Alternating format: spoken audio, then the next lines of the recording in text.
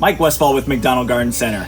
Do your porch pots or containers look like this? Well, sometimes during a hot summer, you need a little bit of a revival, and that's really easy to do. It just takes some pruning back. So we've got some mint in this really cool container. We've got some petunias, we've got some Dichondra, we've got this really nice Aorus in here. So we're gonna take and do a little bit of a cleaning, a little bit of a prune back, and then we're gonna feed it, and this thing's gonna look gorgeous in about 2 to 3 weeks.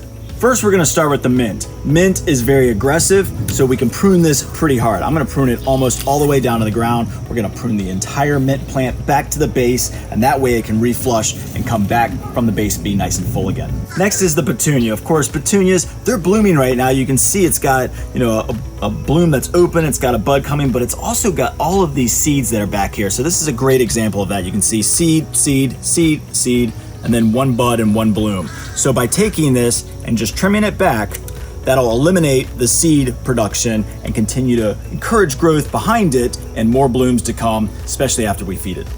Next is Dichondra. Now this is one of my favorite spillers because it really falls right over the edge of the pot and stays very, very kind of vertical. But it does get kind of stringy over time. So what I do like to do is just give it a prune here and there just to eliminate some of that length and allow it to fill out back behind it, so we get a nice fuller plant as this continues to grow throughout the rest of the season.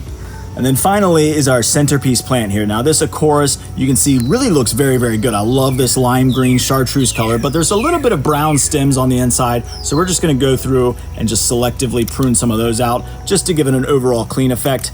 This doesn't really have anything to do with, encouraging more growth, although I always say that if you can eliminate some of its older leaves, then it'll send newer leaves out faster, and that'll definitely help once we feed it as well. It'll really brighten this plant up. So now that I've trimmed everything back and I've got everything where that I want it to be, this is a good opportunity now that a lot of the interior is exposed to look for any kind of older foliage that may have fallen in there. This is nearby a pine tree, so there's some pine needles in here. So we're just gonna clean out, get down to the soil, make sure that we're all healthy and we can see the soil, and then that way we can apply our plant food when we water it.